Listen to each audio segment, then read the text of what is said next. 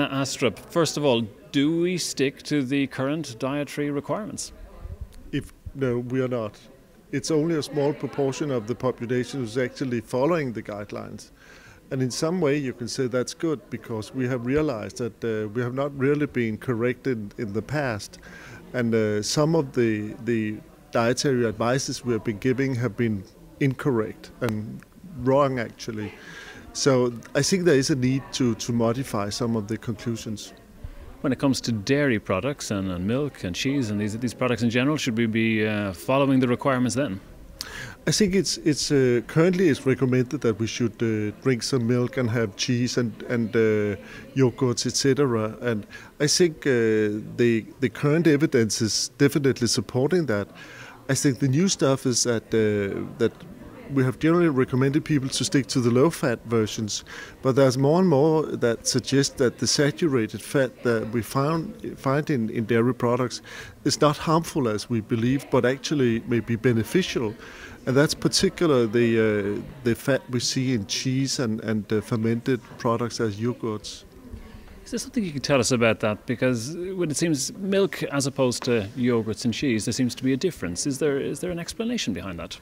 I think there are two explanations. So one is that the fermentation, that the bacteria they ferment some of the sugar and some of the other stuff in milk, and then they produce some what we call short chain fatty acids as butyrate.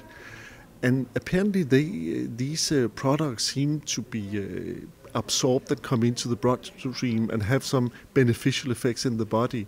So there's no doubt about that the fermented products are much more beneficial for our health than milk in itself, and particular butter that is essentially just fat.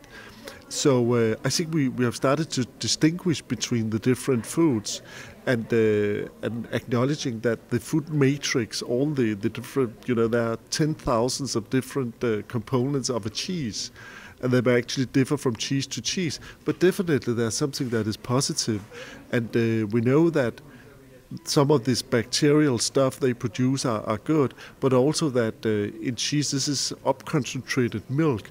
So it means that there's 6 times as much calcium in cheese than in milk.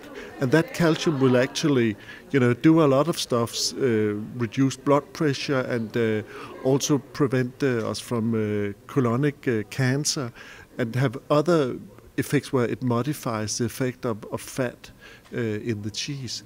So it's actually much more complicated than we have ever believed.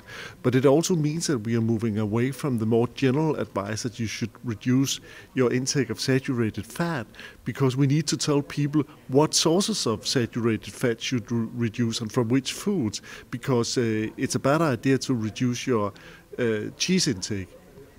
Now, when it comes to milk, there was research that we saw in a presentation earlier this evening as well that suggested that there might be increased mortality rates and increased fractures from people who drank a lot of milk and less so with fermented milk and yogurts. Well, what about, have you concern about that?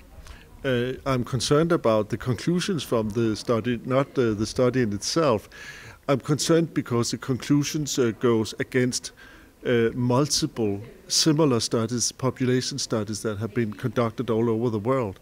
So this is a kind of outlier. And what is the reason for that? Well, if we put all the different studies together, we can see that the intake of dairy is not increasing mortality or life expectancy or anything. It's completely neutral. But what is the reason for that?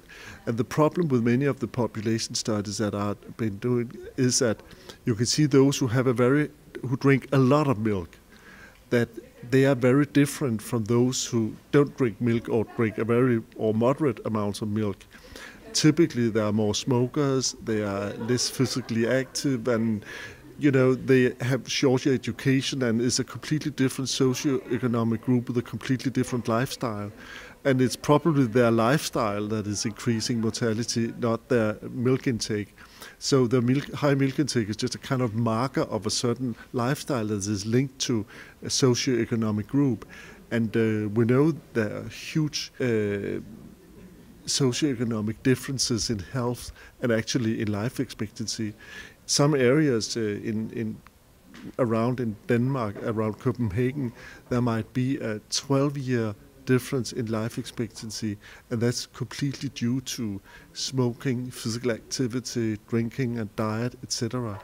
And you cannot statistically adjust for these differences. So therefore it's really problematic to draw too robust conclusions based on such a population study from Sweden.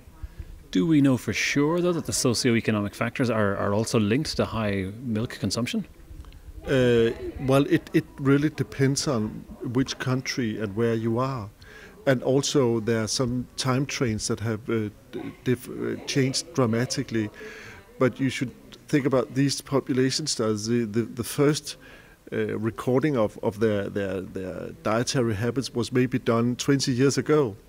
And at that stage there was no doubt about that those with short education and more smoking habits, that they were drinking much more milk and also eating less fruit and vegetables, etc.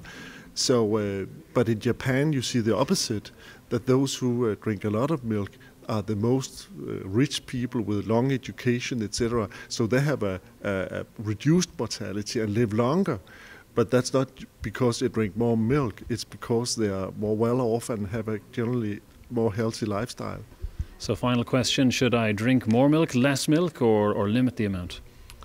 I think it's up to you what you think fits into your preferences and your lifestyle. But if you're interested, if you, for example, like cheese and like butter, there's no reason to be afraid of consuming it anymore, because it's generally either neutral or beneficial for your health. Arne Astrup, thank you very much. You're welcome.